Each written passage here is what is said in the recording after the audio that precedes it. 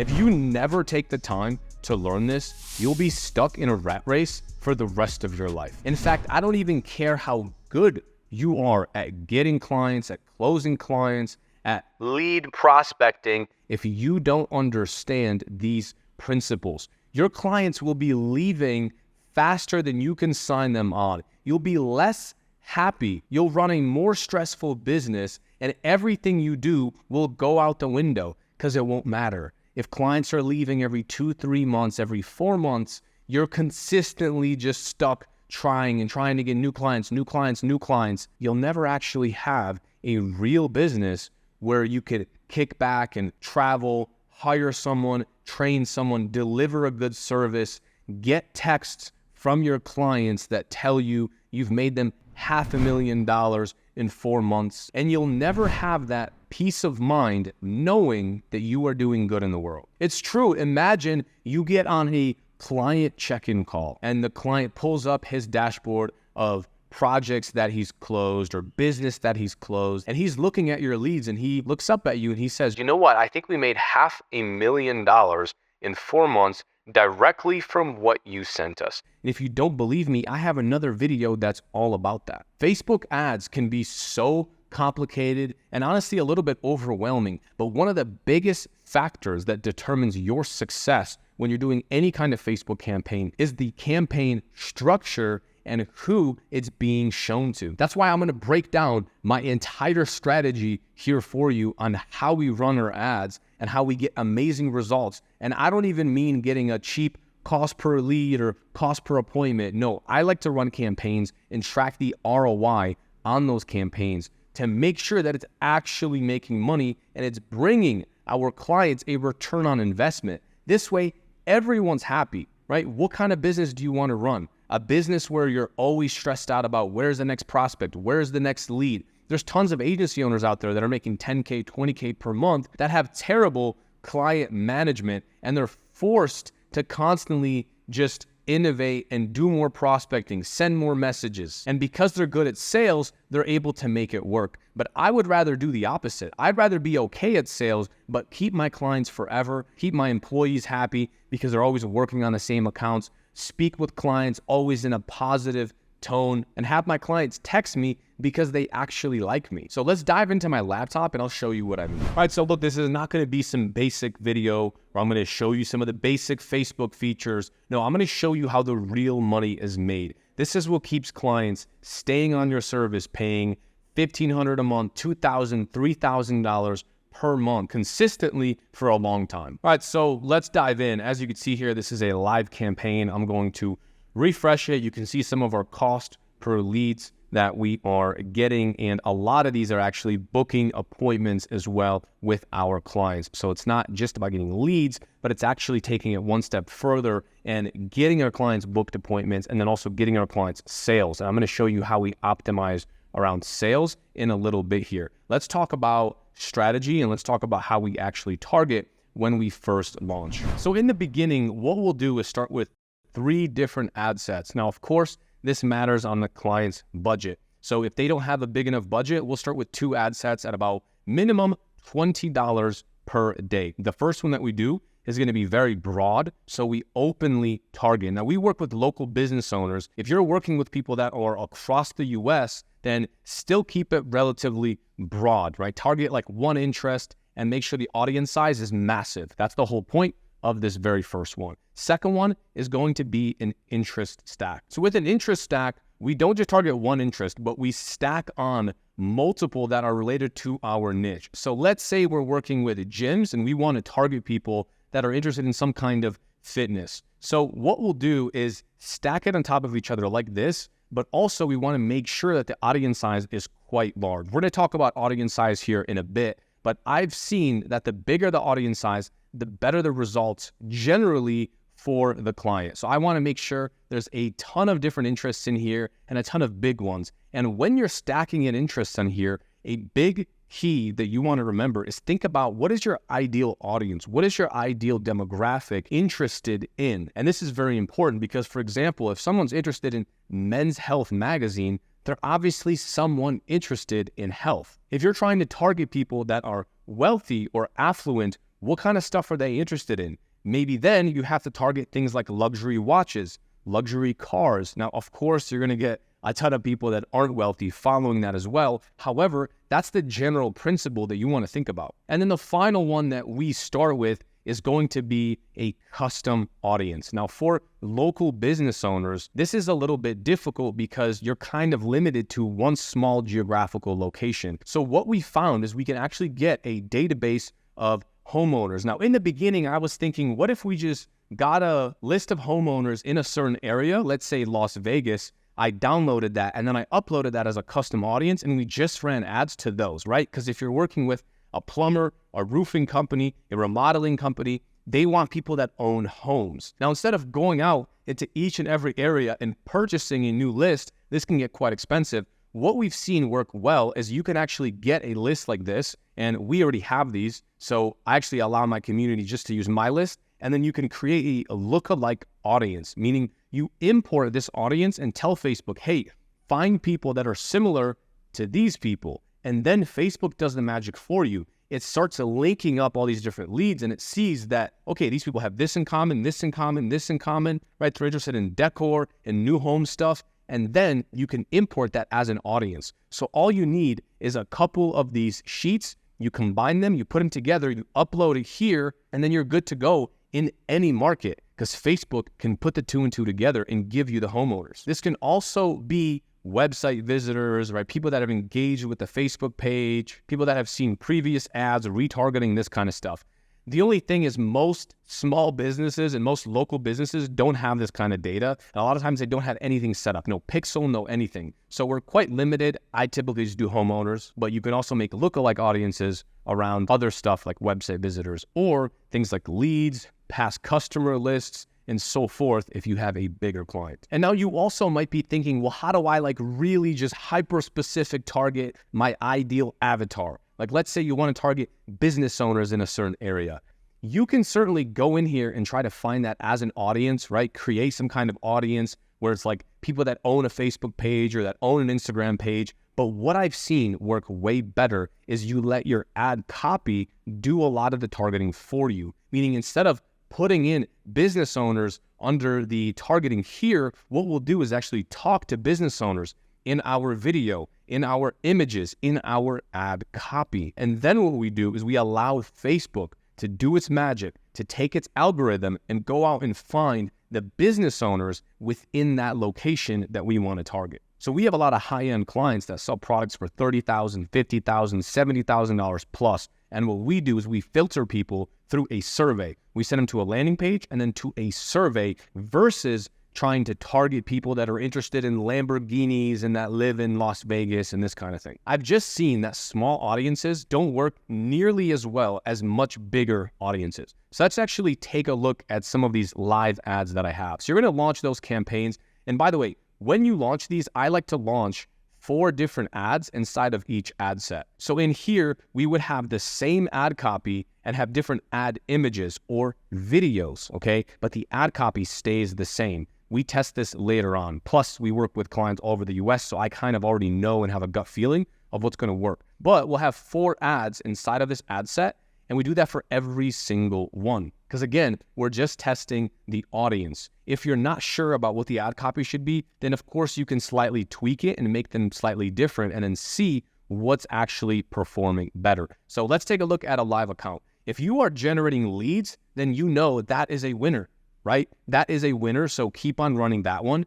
And then when you relaunch the ad set, add more winners or take hints of what's working well and recreate that. Sometimes that means duplicate. Sometimes that means make something similar to that.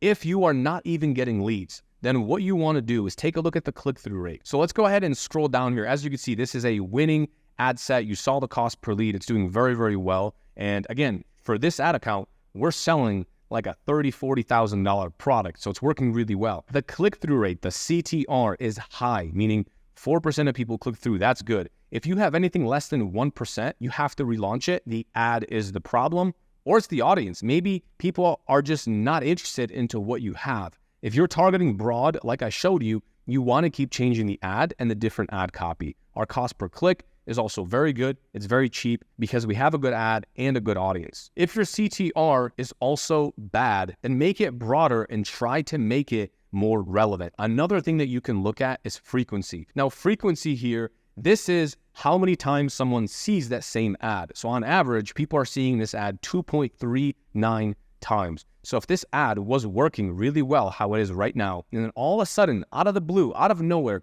it stops to work, we're going to go in here and we are going to duplicate this ad, okay? We're going to go in here and we're actually going to duplicate the whole ad set, okay? Not just the ad. Each ad set, remember, has 4 ads. We're going to take that, and sometimes we'll turn off all the ads that aren't working as well. We'll keep the one that's absolutely crushing it as the only one in that group. Sometimes we split test this, and sometimes that one does better, but also sometimes we just add other winning ads inside of that same ad set. Also, real quick, if you want our client getting scripts, our client getting strategies, our outreach, DMs, literally everything A to Z, then you can go ahead and check out the free course in the description. If you want all of our snapshots imported into your account, I'm providing all of that. It's completely free. If you don't have a high-level account, then you can sign up for a free 30-day trial down below, and I will give you access to everything, sales call recordings, additional services that you can actually offer, how to sell those services and how to charge high ticket. Everything is in there. So let's dive back into the video. Now, to decrease the frequency, we're going to go onto the ad set level and we're going to exclude an audience. And the audience that you want to exclude is people that have seen your ad, or people that have clicked on your ad, or people that have landed on your landing page via that pixel. So you're going to go in here and exclude an audience. Okay, right here, you're going to hit exclude.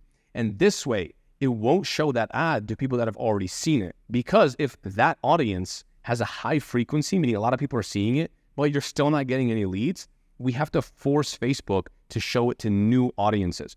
And honestly, sometimes for local business owners, all you have to do is just hit duplicate, and that's it. If we have an ad set that's doing really, really well and crushing it, so for example, if this ad and this ad set just stopped working, but it was absolutely crushing it like it is right here, getting $26 leads, getting a bunch of appointments, more than 50% of these turn into appointments, then what we'll do is take that ad set and just duplicate it. And we literally change nothing.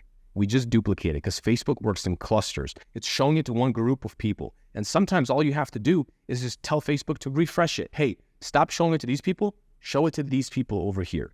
And when you duplicate it, that's how it works. However, when you duplicate it, you want to make one small change so it doesn't confuse Facebook and show it to the same audience. What we'll typically do is change the budget on that ad set by like $1, $1.50, something very, very small. So it doesn't change the performance or change the budget or anything else like that. And then you quite simply just hit launch. Very easy. One thing you must understand is that every single ad set, every single ad is going to die out. The creative is always key, especially with local businesses. We don't have an unlimited area, right? We can't target the whole US. All we have control over really is some of the interests. But at the end of the day, there's only so many interests you can go after, right? Yeah, we have the custom audience and stuff, but the ad set, okay, the ad image, the ad creative, the ad video is the main thing that you're going to change to get your clients good results. When it comes to targeting, unfortunately, we're a little bit limited. So one thing I've seen that works really well when it comes to launching new ads is getting organic images on your client's behalf. Go to their Facebook page, go to their Instagram page, look at people that are tagging themselves. For example, if you work with gym owners, look at people that are tagging them in stories, look at people that are tagging them in the tag section on Instagram, on Facebook, on any platform, and try to find those people and use that as an ad image. And that's it, because these are organic images. This is what social media is made for. And what we always see is, for some reason, these ads do the best. I used to go into Fiverr and submit all these fancy images and have these crazy designs and banners and beautiful logos and animations, and nothing worked as well as just an organic video of someone taking a selfie or someone working out in a space, or in our space in remodeling, nothing was working as well as just an organic selfie. Right? Someone took, if you work with the roofers, imagine a roofer is just standing on a roof and he just takes a selfie and he's just smiling. An ad like this is going to work way better. If your client does not have ad images like this, which a lot of them don't, you need to be the one that goes out and tells them, listen, you need to send me photos and send me videos. We've gotten to a point where we've tested so many videos, I actually give my clients a script, okay? I give them a script that they can say when they're standing inside of a remodel or on a roof that I know will produce results and get good leads. So one more thing I want to add about optimizing campaigns is we never change the budget or really anything, not the ad copy, not anything after an ad is already live. Meaning we launch an ad set, like I showed you here, for let's say $20. That is what I like to do. If it's already launched, whether it's performing well or it's not performing well, I will literally first duplicate it and then shut this one down. And this has worked best because when you start coming in here tweaking the budgets, it tends to reset an ad. So if you have an ad set or an ad that's absolutely crushing it, do not go in there. Do not turn off the other ads. I leave it as is. This is what we've seen work the best. If you want to launch additional ads that look just like this because the results are so good, all we do is go in here, duplicate, or just quickly duplicate.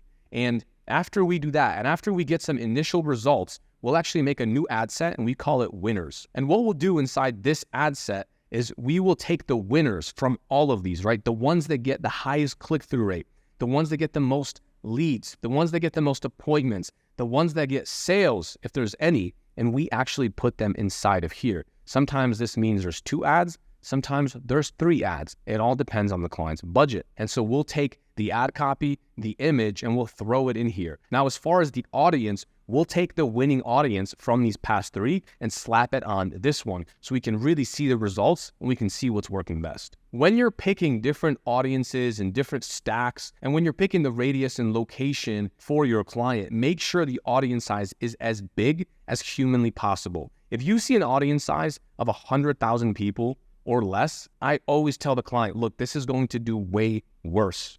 I would rather increase this audience size, have it minimum 100,000, and then try to target people with our ad copy. Meaning in our ad copy, I'll say blank city homeowners, or let's say they just want to focus on a suburb within Las Vegas. I'll mention that suburb in the first line of the ad. But you do not want this audience size to go down. If you have a tiny audience size, then you are better off running really broad campaigns and then having as many interest stacks as you can, or just doing the homeowners campaign like I mentioned, but keep that number as high as you possibly can. So look, all of this is good and great. However, if you can't track a client's ads down to the sales and which lead is coming from where, then your client still might leave. I get this complaint all the time. Yes, we tried Facebook ads and they worked well for month 1, month 2, but then for some reason they just stopped working.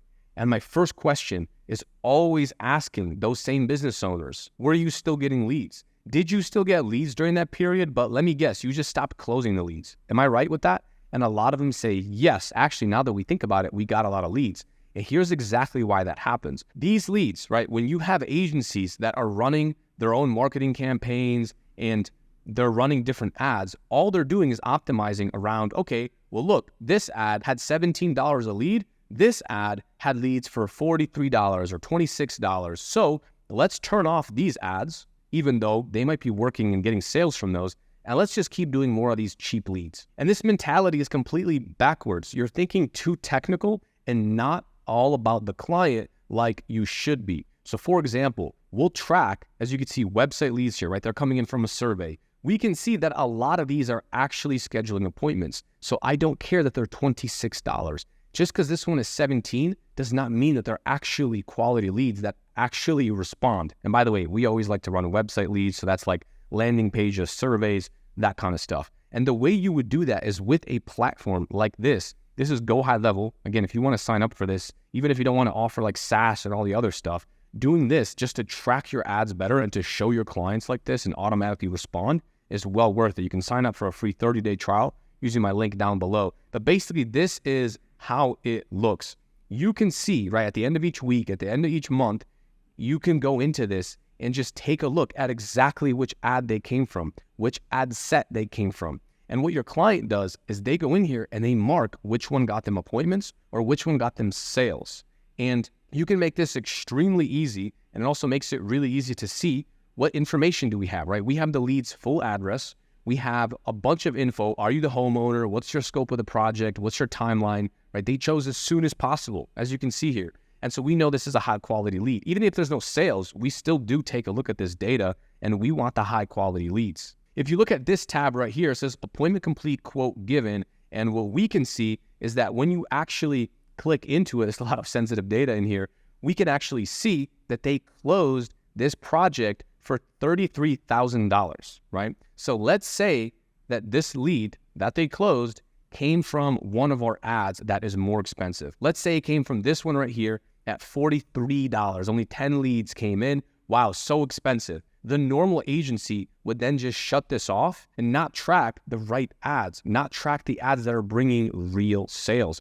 Make sure you are in alignment with the client. And again, you can review that at the end of each week and take a look at the lead journey in here. And it's still so crazy to me because this is stuff no one really talks about. Even if people know how to run ads, they don't know how to properly optimize the ads so the clients actually get results. And look, it's probably not your fault. You've probably bought courses or seen other YouTube videos about how to run ads, and no one's telling you the most important thing. What ads actually bring sales, right? So you can do all the audience, all the targeting correctly, but if you don't know which ads to turn off and which ones to keep on, it's like you're flying blind and no one wins in that situation. They certainly don't teach you this stuff in school. The cheap Udemy courses you might be buying, even some of the high ticket courses, a lot of them don't teach you this stuff as in depth as if you're just sitting here on the ground and testing these things. So if you didn't know this, I hope you now have a good reference point on something you can come back to and you have more ideas and stuff you can test and actually get your clients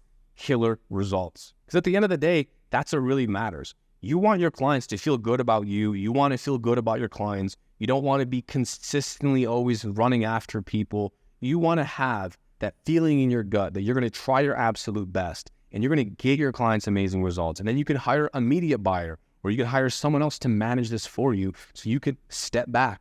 You could travel. You can do the things you actually want to do in life. You can step back and you can focus on getting more clients. And that's how you properly grow your agency, build a nice freedom business while also being really ethical about it. So if you want to know how we actually get clients and you want to watch me close clients live, I have live sales calls and me closing clients for a service like this. I'm going to link that up right here.